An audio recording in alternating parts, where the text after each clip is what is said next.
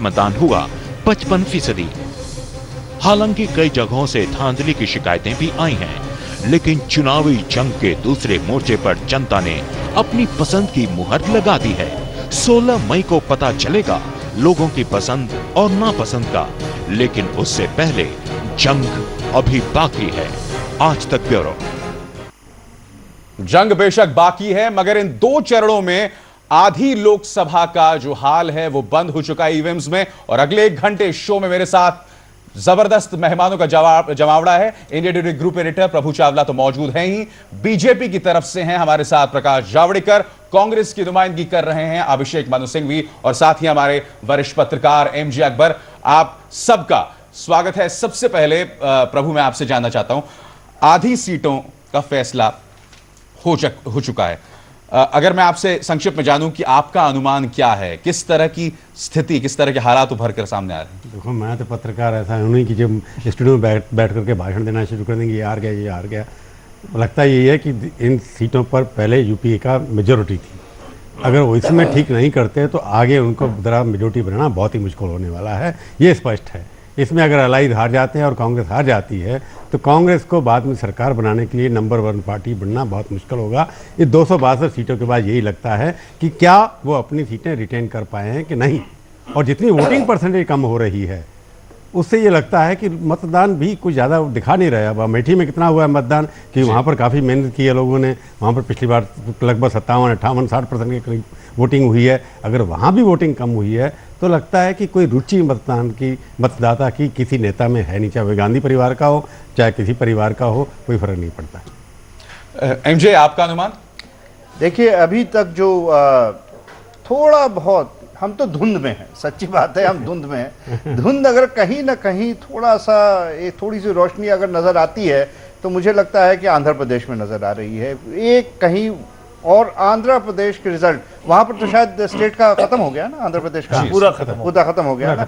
आंध्र प्रदेश के रिजल्ट के ऊपर बहुत कुछ निर्भर, क्योंकि वो जो है कांग्रेस का गढ़ है। अगर वो गढ़ किसी तरह हिल गया या वहां पर एक दीवार उस गढ़ की टूट गई तो उसका असर जो है चारों तरफ पड़ने वाला है। अब उस गढ़ से लगा हुआ एक महाराष्ट्र, जो पूरा गढ़ तो नहीं था लेकिन आधा गढ़ जरूर था, उस आधे गढ़ को भी इस यूपीए को बचाना पड़ेगा। अगर नहीं बचा पाई या उसमें भी थोड़ा से लग गया, जी बिल्कुल, चोट लग गया तो मुश्किल होगा। और जहां तक मैं समझता हूं कि और जो रिजल्ट्स हुए हैं, जैसे बिहार में भी एक कुछ तरह साफ हो रहा है, असम में भी साफ हो रहा है कि एक एंटी एस्टेब्लिशमेंट वोट बिहार और असम में जा रहा है। तो इस नेता जिसके सीट कितने निकलेंगे मुझे नहीं पता है, उसके लिए आप जरूर किसी और एक्सपर्ट को बुला लीजिए। और जैसे कि हम बता रहे हैं आपको, प्रकाश झा भी हमारे साथ जुड़ चुके हैं, जो कि एलजेपी के तरफ से चुनाव लड़ रहे हैं वेस्ट चंपारण से। मगर अभिषेक जी, मैं आपसे जानना चाहता हूं, आधी सीटों की जो किस्मत है वो बंद हो चुकी है ईवीएम्स के अंदर। क्या आप मानेंगे कि कांग्रेस के लिए ये पहले 2 दौर सबसे ज्यादा क्रूशियल है, जिसका जिक्र अभी प्रभु और एमजे भी कर रहे थे? देखिए, ये पूरा इलेक्शन, पूरा चुनाव है और हर दौर हमारे लिए बहुत महत्वपूर्ण है।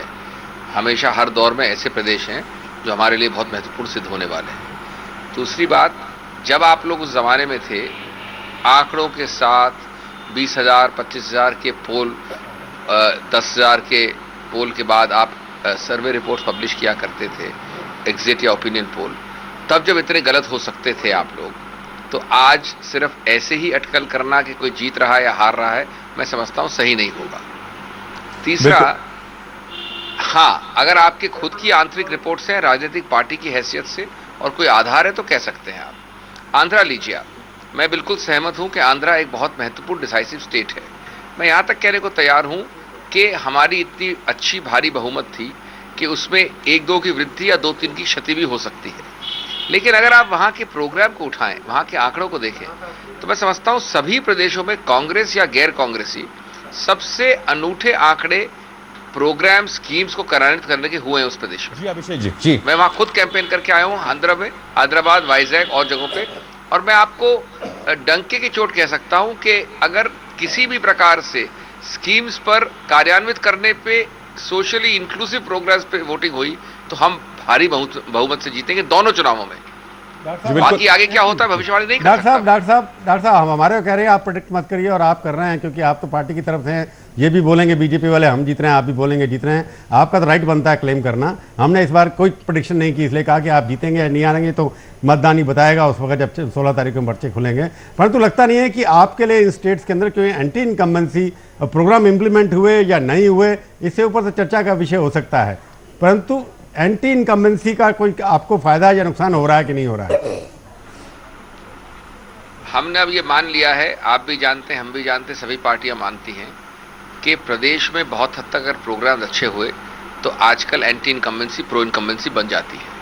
ये प्रदेश टू प्रदेश निर्भर करता है। इसके उदाहरण आपने हाल में देखे और जगह भी देख सकते हैं आप। मेरा कहने का मतलब यह है कि आप जरा एक बार सोचें, 3 प्रोग्राम लें सिर्फ, और मेरे पास पूरे आंकड़े को मैंने खुद कैंपेन किया है। हाउसिंग में 67 लाख घरों की वायदा, 20 लाख हैंडओवर कर दिए हो गए हैं, बाकी पे काम तेजी से चल रहा है। जल विज्ञानम जो सबसे बड़ा इरिगेशन प्रोजेक्ट है दुनिया का, उसमें जबरदस्त काम हुआ है। इस प्रकार के मैं आपको आंकड़े बहुत दे सकता हूं। 10% वैसे हम अपने बिल्कुल अभिषेक जी हम अपने दर्शकों को ये बता दें। और एक मिनट कृषि में जो दुनिया भर में नहीं हुई, 6% औसतन प्रतिवर्ष, 6% कृषि में बहुत ज्यादा होता है।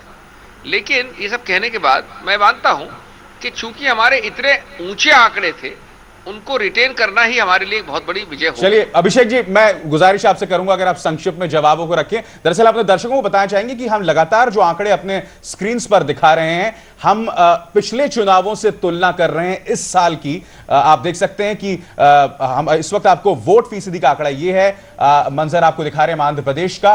कांग्रेस को पिछली बार 19 सीटें मिली थी और इसी दौरान की बात करें, और अगर टीडीपी की बात करें तो 1 सीट। हम यहां प्रकाश जावड़ेकर जी से पूछना चाहेंगे। प्रकाश जी, जिसका जिक्र अभी प्रभु भी कर रहे थे, जिस तरह की उदासीनता हम देख रहे हैं खासकर उत्तर प्रदेश में, बिहार में, तो जिस एंटी इनकम्बेंसी का फायदा आपको या कांग्रेस को होना चाहिए वो दिखाई नहीं दे रहा। क्या वोटर इस वक्त उदासीन है सियासत को लेकर? नहीं, ऐसा मैं नहीं मानता। एक तो ये जो आंकड़े आज आते हैं, कल जब आएंगे तो 5 और 7% का फर्क आपको फाइनल फिगर्स में मिलेगा। फिर भी कम दिखाई देता है। मुद्दा यह है कि हर प्रदेश का एक अपना नजरिया है, हर एक प्रदेश का अपना सीन है। आज आंध्र में 68% वोट हुआ है। क्यों हुआ है? क्योंकि वहां असेंबली भी साथ में है, और अभिषेक जी कुछ भी अपना मत रखने के लिए स्वतंत्र है, लेकिन वास्तविकता है कि एक बहुत बड़े बिट्रेयल के पापी हुए है कांग्रेस सरकार। उन्होंने तेलंगाना का वादा किया था, उससे वो मुकर गए। उनके 3 साथी थे, सीपीआई, सीपीएम, टीआरएस, वो उनको छोड़ गए, उनका दूसरा अलायंस बना। और जिस तरह से एक पीआरपी नया पार्टी उभर आया तो पूरा बिखराव हो गया आंध्र के वोटिंग में, और इसलिए इस बार तो कांग्रेस की नैया वहां डूबनी है। पिछली बार उनके खुद के 29 एमपीज थे, इस बार आधी भी नहीं रहेंगे, इतना मैं कह सकता हूं, कहेंगे। बिल्कुल। एमजे, मैं आपसे जानना चाहता हूं, जाहिर सी बात है कि सीधे नतीजे क्या आएंगे उस पर यह निर्भर नहीं करेगा, आपके साथी कौन होंगे उस पर निर्भर करेगा। आपके हिसाब से कमजोर हालत किसकी है, कांग्रेस की या बीजेपी की? हालांकि दोनों देखिए, मैं जो है ये इलेक्शन जो है, बार बार मैं कह रहा हूं कि इसको बड़ी पार्टियों के नजर से मत देखिए। छोटी पार्टियों की भी कुछ आंख होती हैं, वो भी देखते रहते हैं।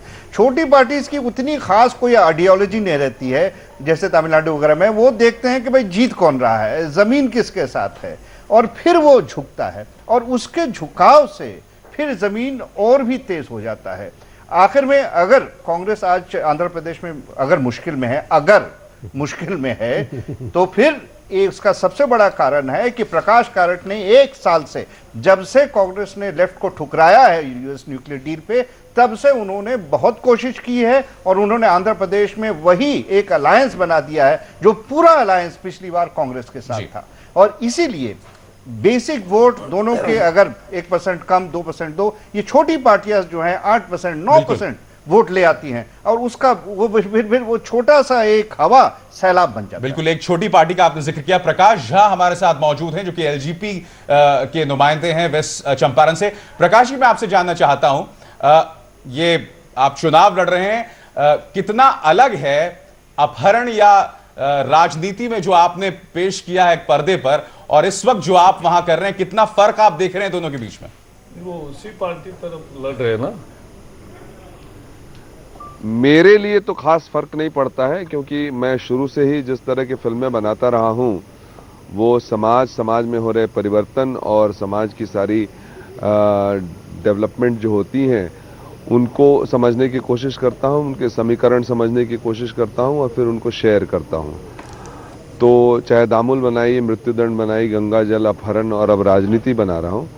हाँ, इस बार चुनाव में जब रियल मुद्दे होते हैं, चुनाव में जब आप लोगों के साथ कमिटमेंट के साथ काम करते हैं, उसमें इन्वेस्ट करते हैं अपना समय, अपनी ताकत, अपना पैसा, तो एक जो सामने नज़र आते हैं चेहरे, जो सामने नज़र आती है गरीबी, जो सामने नज़र आती है बेकारी, ये सारे मुद्दे जो हैं वो ज़्यादा मायने रखते हैं। प्रकाश जी, आपने अच्छी बात की, आपकी फिल्में मैंने देखी हैं दो चार, आपने कहा गरीबी के मुद्दे और हर किस्म के मुद्दों की आपने बात की। मेरे को बात समझ नहीं आया कि आपके नेता जो हैं वो भी दलित नेता हैं, गरीबी से ऊपर आए हैं, पर कैटरीना कैफ जो आपकी भाषा भी नहीं बोलती, आपकी कैंपेन कौन सी भाषा में, किस बात की कर रही थी? कौन सी गरीबी को वो रिप्रेजेंट करने गई थी? कौन से सोशल जस्टिस को वो रिप्रेजेंट कर रही थी? उसका प्रयोग आपने मतदान गरीब लेने के लिए किस तरह से यूज़ किया, मुझे समझ नहीं आया। अच्छी एक्टर है, ठीक है, परंतु ना वो भाषा जानती है आपकी, ना जो आप मुद्दे उठा रहे हैं उसके बारे में उसको पता है। ये किस तरह से मतदान आपको मत देगा वहाँ पर? प्रभु जी, बहुत बहुत धन्यवाद आपका। कटरीना का सवाल आपने उठाया। वो इस तरह के कैरेक्टर हमारी फिल्म में नहीं रिप्रेजेंट कर रही। इस तरह का कैरेक्टर जो रिप्रेजेंट कर रहा है हमारी फिल्म में वो अजय देवगन का और नाना पाटेकर का कैरेक्टर है। कटरीना कैफ जो है एक ऐसे राजनीतिक परिवार जो ऊंचे परिवारवाद की राजनीति करते हैं उस परिवार से बिलोंग करती है, और वो पढ़ी लिखी और विदेशी कल्चर को समझने वाली लड़की है, उसका किरदार कर रही है। गरीबी को भी समझती है वो। नहीं है गरीब तबके से नहीं, वो जो है वो दूसरे तबके के, दूसरे क्लास के, और जो मेरी राजनीति फिल्म है उसमें हर क्लास जो राजनीति में कहीं ना कहीं से इन्वॉल्व होता है। कई वो तो एंटरटेनमेंट है ना फिल्म तो कह रहे हैं कि अमीर भी उनके लिए वोट दे रहे हैं। चलिए, ये अजीबोगरीब विडंबना है कि प्रकाश झा जिस पार्टी से जुड़े हुए हैं वहां पर भी बाहुबलियों की कमी नहीं है, और उनकी जो फिल्में रही हैं, चाहे अपहरण हो, राजनीति हो या गंगा जल, इसका भी जिक्र किया जाता रहा है। 10 लाख का रेड हुआ है। चलिए ये तमाम चीजों की चर्चा हमारी जारी रहेगी। खासकर कांग्रेस की भी हम बात करेंगे, जो कि कोशिश कर रही है कि किसी तरह से वामपंथी दल उनके साथ हो जाएं, मगर वामपंथी दलों के तेवर क्या हैं आप और हम सब जानते हैं। हम यहां ले रहे हैं छोटा सा ब्रेक, ये चर्चा लगातार जारी है।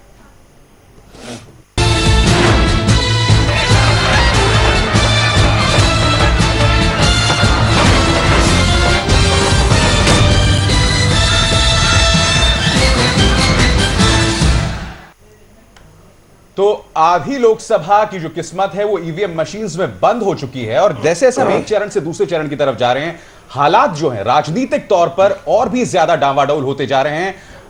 कांग्रेस अपनी तरफ से लगातार कह रही है कि वो वामपंथी दलों के साथ एक तरह से किसी तरह का तालमेल चाहेगी। अभिषेक जी, मैं आपसे जानना चाहता हूं, क्या ये कहीं एक डेस्परेशन तो नहीं है, क्योंकि वामपंथी दल आपके साथ किसी भी सूरत में नहीं आना चाहते, मगर मनमोहन सिंह अक्सर बहुत नॉस्टैल्जिक हो जाते हैं जब वो वामपंथी दलों के साथ की बात करते हैं, तो ये क्या हो रहा है, इतना का डेस्परेशन क्यों है कांग्रेस में? मैं समझ नहीं पा रहा हूं कि किस थर्मोमीटर से आपने इस डेस्परेशन को नापा है। मैं आपको 2-3 चीजें स्पष्ट कर दूं जिससे कि ये जो मिथ्या एक फैल रही है वो स्पष्ट हो जाए। कांग्रेस ने कभी नहीं कहा ये कि हम कभी वामपंथियों को देख नहीं सकते, उनसे बातचीत नहीं कर सकते, उनसे समर्थन नहीं ले सकते, उनसे संबंध नहीं रख सकते। हमने कभी नहीं कहा। उल्टा वामपंथियों ने कहा कि हम कभी कांग्रेस को समर्थन नहीं देंगे, मैक्सिमम कांग्रेस हमें समर्थन दे दे। अब इसके 2 पक्ष हैं। 4.5 साल तक हमारे साथ रहे वो।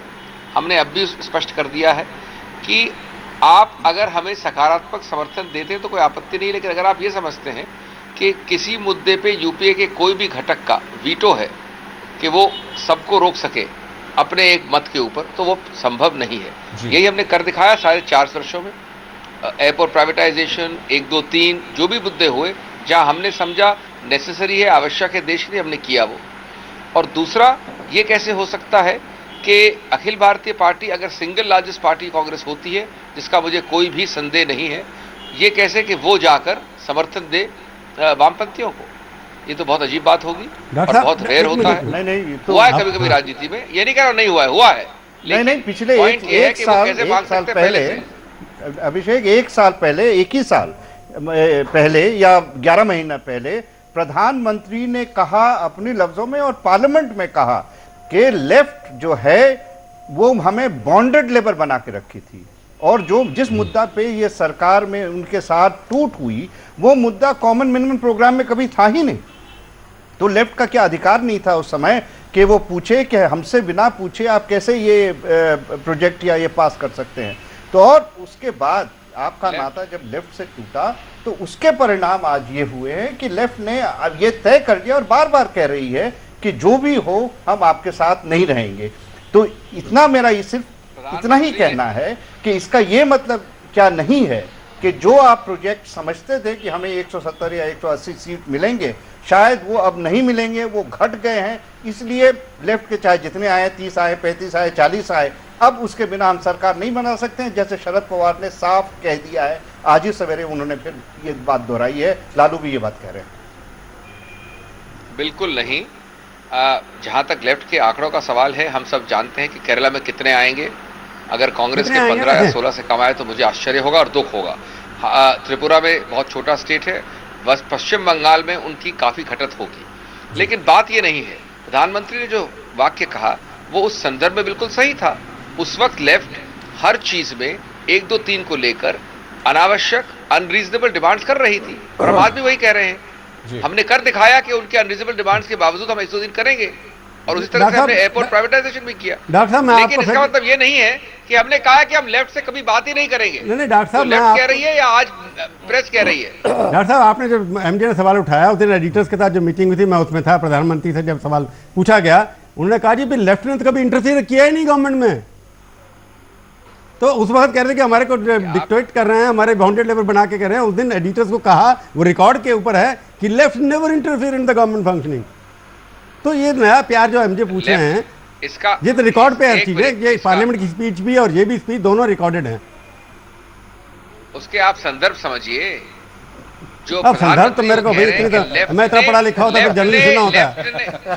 मैं पढ़ा ये कंफ्यूजन क्या बताता है, ये जो स्पिन डॉक्टरी चल रही है? ये जो कंफ्यूजन है, ये कांग्रेस का अरोगेंस भी है, और ये कांग्रेस का जो पहले से एक स्वभाव बना है, चरित्र बना है, उसी को उजागर करता है कि ये अलाइज को अपना कलीग नहीं समझ सकते हैं। और इसके कारण मुलायम हो, लालू हो, अंबुमणि रामदास हो, वाइको हो, रामविलास पासवान हो, तो ये सब आज टूट चुके हैं। आज यूपीए है कहां? मैं एक छोटा सा वक्त है ब्रेक का, क्योंकि ये तमाम मुद्दे हैं जिनकी चर्चा लगातार जारी रहेगी। ये विरोधाभास लगातार यूपीए में हमें दिखाई दे रहा है, और एनडीए में भी है। मैं आपसे बात बिल्कुल वो तमाम चीजें हैं, एनडीए और यूपीए दोनों में ये विरोधाभास है। हम इसकी भी चर्चा करेंगे थोड़े से इंतजार के बाद। आप देख रहे हैं ये खास शो। जैसे जैसे आगे हम बढ़ते जा रहे हैं, ऐसा लग रहा है कि प्रधानमंत्री पद के दावेदार और भी ज्यादा बढ़ते जा रहे हैं। खुद यूपी के अंदर से अब और बुलंद आवाज होती जा रही है कि प्रधानमंत्री का चुनाव जो है वो होगा चुनावों के बाद ही। और ये बात जो है कांग्रेस के लिए एक अच्छा संकेत नहीं है, क्योंकि कांग्रेस, ये कहा जाए, यूपीए अपनी तरफ से पहले फैसला कर चुकी थी कि मनमोहन सिंह ही उनकी तरफ से प्रबल दावेदार है। हमारे साथ सीपीएम के मोहम्मद सलीम भी जुड़ चुके हैं, उनसे भी बात करेंगे।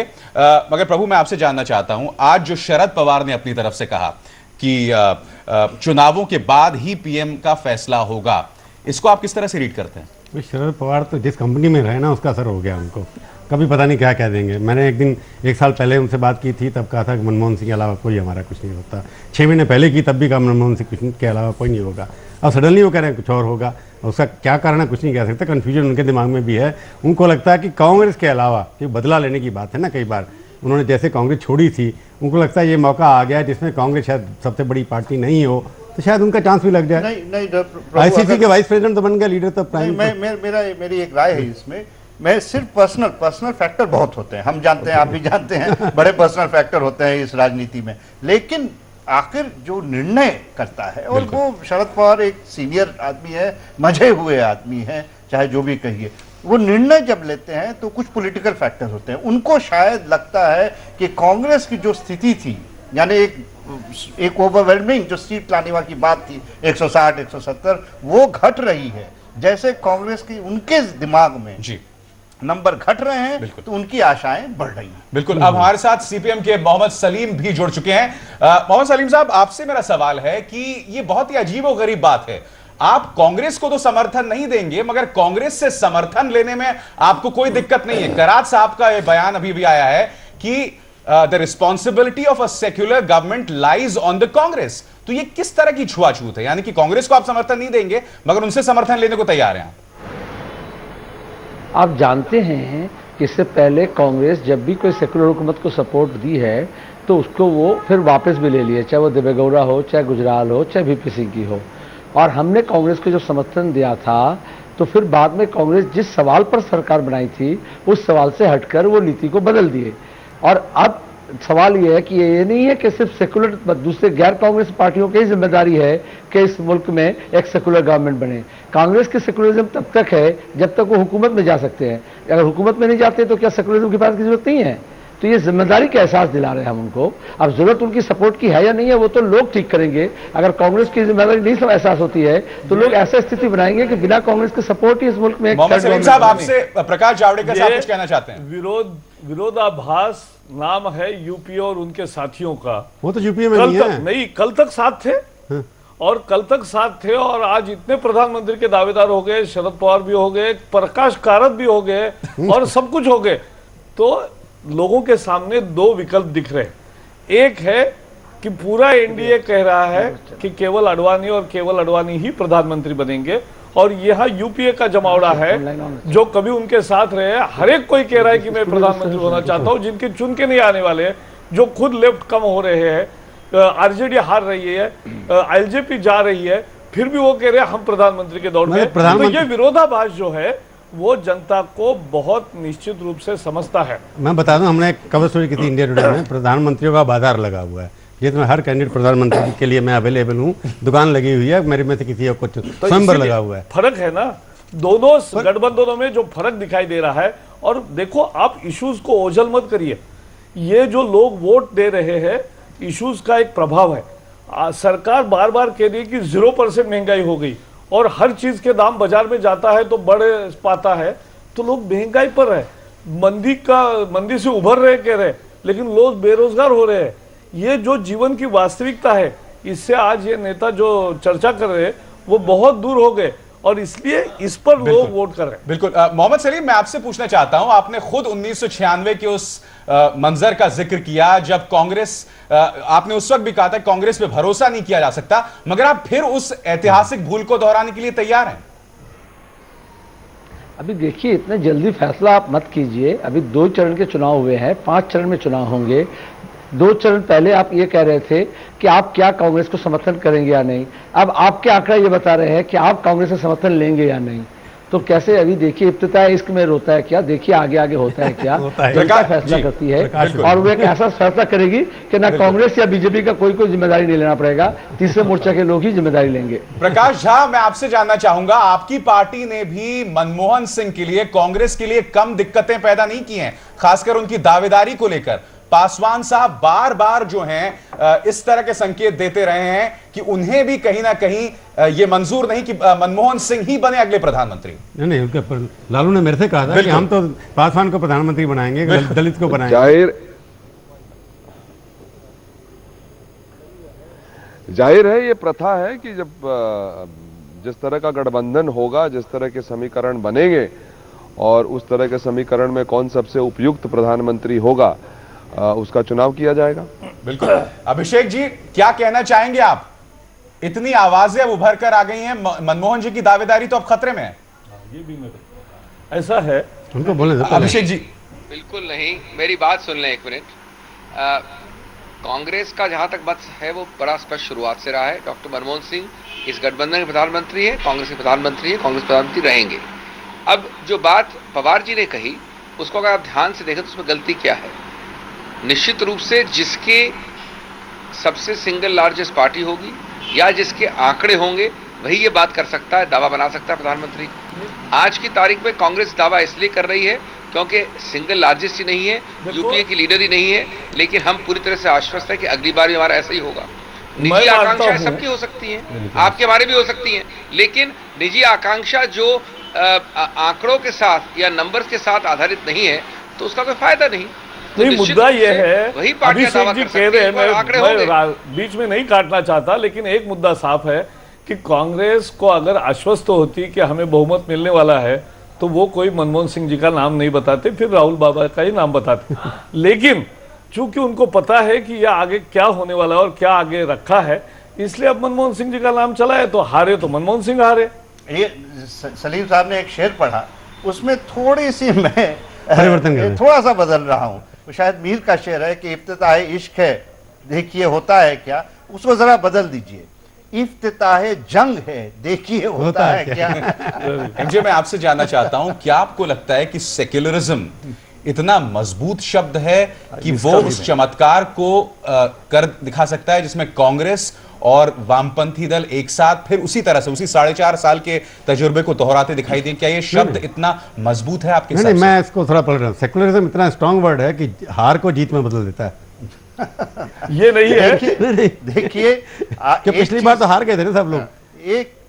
एक होता है हार और दूसरा एक और फिनोमिनन होता है, उसको कहते हैं साइकोलॉजिकल हार।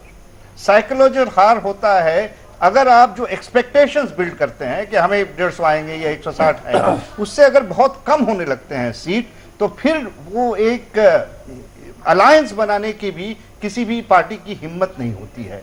जैसे आप देखिए कर्नाटक में अगर देवेगौड़ा और कांग्रेस चाहते, जैसे जिस दिन रिजल्ट निकला था उस दिन अगर वो मिल जाते दोनों, तो बीजेपी सरकार नहीं बना पाती, बिल्कुल नहीं बना पाती। बीजेपी के 5 कम थे जी। लेकिन जब नंबर्स आने लगे और कांग्रेस पीछे लगने लगी, तो वो साइकोलॉजिकल जो इनिशिएटिव चाहिए वो नहीं होता है। तो आप देखिएगा, सिर्फ इसमें एक देखिएगा कि जहां पर ये सब जो इश्यूज हैं, ये वोट के इश्यूज खत्म हो जाएंगे और गवर्नेंस के इश्यूज आएंगे, उस वक्त तैयार करेंगे, जो भी अलायंस बनाए तैयार करेगी कि भाई हम गवर्नेंस के लिए एक कॉमन यूनियन प्रोग्राम बनाते हैं। उसमें जैसे अगर बीजेपी को कहना होगा कहे कि नहीं भाई मंदिर जो है वो बाद में हम देखेंगे। मेरे ख्याल से प्रकाश जी, आपका ये मानना है कि जो बार-बार सांप्रदायिकता या सेक्युलरिज्म की चर्चा अपने देश में एक बकवास साबित हुई है।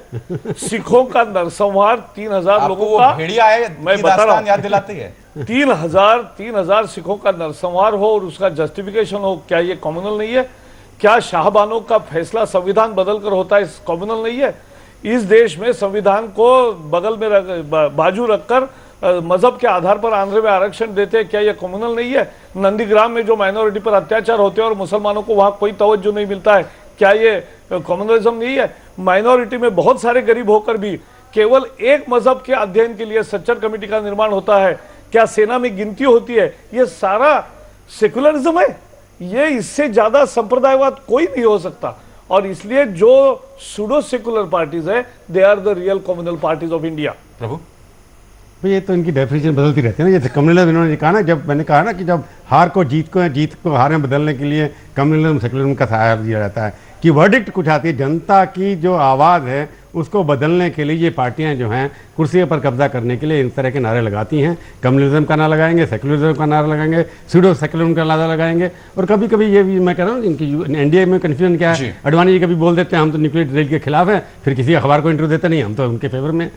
तो इनको भी कहीं ना कहीं अपनी आवाज़ बदलनी पड़ती है हर अखबार के इंटरव्यू में के हिसाब से, कब कौन सा मौका है उसी तरह की बात बोल देते हैं। बिल्कुल। प्रकाश साहब, बहुत संक्षिप्त में मैं आपसे भी जानना चाहता हूं, जिसका जिक्र कुछ देर पहले भी हुआ था कि आपकी फिल्मों में लगातार उन बाहुबलियों का जिक्र था और जाहिर सी बात है वो हमेशा खलनायक की फहरिस्त में शुमार हुए। आप आज जिस पार्टी से लड़ रहे हैं वहां पर बाहुबलियों की संख्या शायद तमाम पार्टियों में ज्यादा ही कही जाएगी।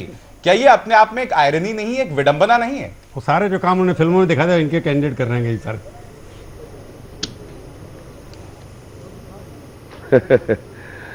नहीं, जाहिर है कि जो बाहुबली हैं उनका राजनीति में जिस तरह से आगमन हुआ है, ये निश्चित रूप से चिंता का विषय है। और मेरा इस पार्टी में आना शायद एक और अलग किस्म का नंबर जोड़ना होगा। तो ये भी ज़रूरी है कि मुझ जैसे लोग जो प्रोफेशनल्स हैं, जो कमिटेड हैं पीपल्स कॉज को और जो चाहते हैं कि समाज में सही परिवर्तन हो, रियल परिवर्तन हो और एक इंक्लूसिव ग्रोथ की भाषा जो है वो समझी जाए, तो इनका भी आना जरूरी है। जो बाहुबली हैं वो अगर डिस्टर्ब करते हैं हमारे राजनीतिक और सामाजिक एलिमेंट्स को, तो ये बात सही नहीं है और मैं सहमत हूँ इस बात से। लेकिन रामविलास पासवान जी ने जिस प्रतिष्ठा और मान के साथ में मुझे आमंत्रित किया और जो उनके पार्टी के सिद्धांत और मोटोज हैं और जिस तरह से वो सबों को साथ लेकर के चलते हैं, वो मुझे अच्छा भी लगा। चलिए तो प्रकाश जी, एक बात है, ये पॉलिटिशियन जरूर बन गए हैं, जवाब देना सीख गए। बिल्कुल प्रकाश जी, घुमा के जवाब दिया जाता है। मेरे जैसे आपके फिल्मों के फैंस को बहुत ज्यादा खुशी होती है अगर आप आजाद उम्मीदवार के तौर पर ही उभर कर आते, मगर आपने कहीं ना कहीं उस पार्टी का सहारा लिया जिसके बारे में बहुत कुछ चीजें कही जाती रही। चलिए बहुत बहुत शुक्रिया प्रकाश जी, आपने वक्त निकाला आज तक के लिए। मगर ये चर्चा लगातार जारी रहेगी। हमारे साथ अभिषेक मनु सिंह भी, सीपीआईएम के मोहम्मद सलीम और साथ ही बीजेपी के प्रकाश जावड़ेकर बने हुए। हम यहां ले रहे हैं एक छोटा सा ब्रेक।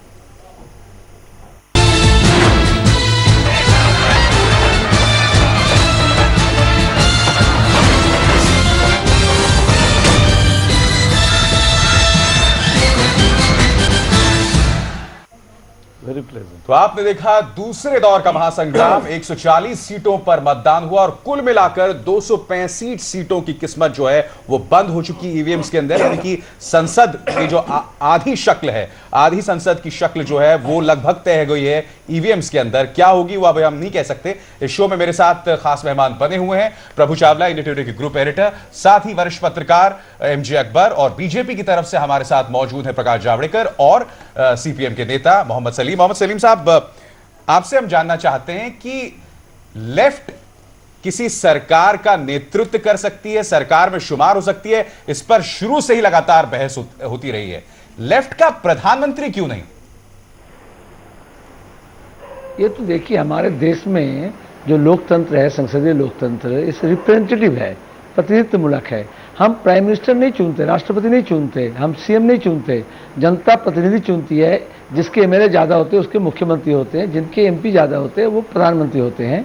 हम जब एमपी चुनना चाह रहे हैं, आप स्टूडियो में बैठ करके पीएम चुन दे रहे हैं, तो एक थोड़ा सब्र करना पड़ेगा। पहले एमपी चुनना पड़ेगा और वो किस नीति के आधार पर होंगे, किस कार्यक्रम के आधार पर होंगे, वो तय कर लेने से नेता अपने आप आ जाएंगे। देश में नेता की कमी नहीं है। नहीं, सलीम साहब आपकी बात ठीक है, हम स्टूडियो में बैठ कर प्रधानमंत्री चुन रहे हैं, पर आपके सुरजीत साहब, प्रकाश करात तो वहाँ कमरे में बैठ कर प्रधानमंत्री बनाते हैं। कभी चुनाव खुद लड़ते नहीं है, एमपी होते नहीं है, बैठ कर कभी कमरे में बैठ के प्रधानमंत्री नहीं भी बनाते, तो इसलिए आप हम दोनों एक ही काम कर रहे हैं। आपके नेता भी नहीं, थोड़ा फर्क है। पॉलिट ब्यूरो में प्रभु जी थोड़ा फर्क है, हुए बताइए ना। पॉलिट ब्यूरो में प्रभु जी थोड़ा फर्क ये है, प्रभु जी थोड़ा फर्क ये है, जो एमपी चुने जाते हैं वो पॉलिट ब्यूरो में नहीं जाते। हमारे यहाँ कम्युनिस्ट पार्टी में ये नियम है, हम एक ही तरह के काम सब लोग नहीं करते हैं, अलग अलग स्पेशलिटी है। मॉडर्न मैनेजमेंट में आपको भी सीखे हैं आप। पर एक बात बताइए, बात ये है कि हम पहले चुनाव में मौका देते हैं लोगों को, लोग चुनने के बाद फिर हम प्राइम मिनिस्टर चुनते हैं। आप पहले चुन लेते हैं। नहीं, हम चुन रहे हैं, आपने भी पहले से चुन रखा है ना कि हम कांग्रेस का सपोर्ट नहीं करेंगे। लेकिन प्रभु जी, एक आप देखें कि पहले लेफ्ट 60 की संख्या में था, आज उनका, हाँ, वो तो अभी कम हो रहे हैं ना। केरल में, पश्चिम बंगाल में कहाँ बढ़ेंगे वो? तो वो इरेलेवेंट फोर्स को हम इतना महत्व कभी कभी देते हैं कि वही बनेंगे, यानी जो 150-200 आने वाले हैं उन पार्टियों की चर्चा नहीं करते हम, और एक लेफ्ट है जो 60 का 30 बनने वाला है उसकी चर्चा करते हैं। प्रकाश, जब गाड़ी रुक जाती है, एक मैंने जब गाड़ी रुक जाती है ना, तो 4 पहिए में से एक पंचर हो जाए तो 5वां भी यही बुलाना पड़ता है आपको। नहीं, मेरा एक सवाल है सलीम साहब से। आपने जितना सेकुलरिज्म अपना एक परचम बनाया है हिस्टोरिकली, उसके बावजूद इस बार मुसलमान बंगाल में आपसे नाराज क्यों हैं? तो बहुत से कारण हैं। एक तो ये है कि मुसलमानों को थोड़ा बहुत जो उनके जो सेंस ऑफ डिप्रिवेशन है या उसको उभारा गया है, और हम उसको यदि समझिए कि आप वो नाराज हैं, बल्कि नाराजगी थी, हम उसे एड्रेस कर रहे हैं। और जिस तरह से जो प्रो अमेरिकन लॉबी है वो इस तरह से बंगाल में सिर्फ मुसलमान नहीं, अलग अलग जो एथनिक ग्रुप्स है उनको अलग अलग करने की कोशिश कर रहे हैं, और उसमें कुछ मुसलमान नामनिहाद लीडर भी शामिल हुए थे, लेकिन आम मुसलमान ऐसा नहीं है। पंचायत के चुनाव कुछ और थे, जैसे अभी जावड़ेकर जी बोले नंदीग्राम के मामले को हिंदू मुसलमान कर रहे हैं, अडवाणी जी भी यही कहे थे, वो सब मुसलमान के हमदर्द हो गए, जबकि आपको मालूम है कि नंदीग्राम का सवाल हिंदू मुसलमान का सवाल नहीं था, लैंड का सवाल है, लार्जर इश्यूज है। लेकिन अब बीजेपी वाले एनडीए में अगर ये कहे तो वो गलत है। सलीम जी, एक ही सवाल पूछता हूं, क्या यह सही नहीं है कि पश्चिम बंगाल में मुसलमानों की तादाद 25% है और 25% मुसलमानों का गवर्नमेंट जो सरकारी नौकरी में केवल 5-6% है? 30 साल आप राज्य कर रहे हो, जो लगा था आपके शुरू में वो रिटायर कर गया, लेकिन मुसलमानों को उसका हक नहीं मिला, और सच्चर ने ये सच सामने लाया, तो दुखी है मुसलमान। बहुत संक्षिप्त में जवाब, 20 सेकंड में जवाब दीजिएगा। बहुत दिक्कत है, लेकिन प्रकाश जी आपको मालूम है आप सच्चर कमेटी की रिपोर्ट के विरोध किए हैं, और हमने कहा है जो हकीकत है वो सामने है। आप तुष्टिकरण की बात किए, पूरे देश को गुमराह किए, हिंदुओं को प्रिजनर बनाए अपने गलत कैंपेन का, जबकि हकीकत ये है कि मुसलमानों के तुष्टिकरण नहीं हुए हैं। और हम तो क्षमा चाहूंगा प्रकाश जी, और आप मोहम्मद सलीम साहब आपसे भी, क्योंकि वक्त की कमी है। एमजे अकबर आप शुमार हुए इस डिस्कशन में, और साथ ही प्रभु आपका भी। प्रकाश जी आपका बहुत बहुत शुक्रिया, और साथ ही मोहम्मद सलीम साहब बहुत बहुत शुक्रिया चर्चा में शुमार होने के लिए। तो दूसरे दौर का जो दंगल है वो खत्म हो चुका है, अब इंतजार है तीसरे दौर के दंगल का, और उस पर हमारी निगाह लगातार बनी रहेगी। फिर चर्चा करते रहेंगे हम। हम लोग इलेक्शन के बाद भी चर्चा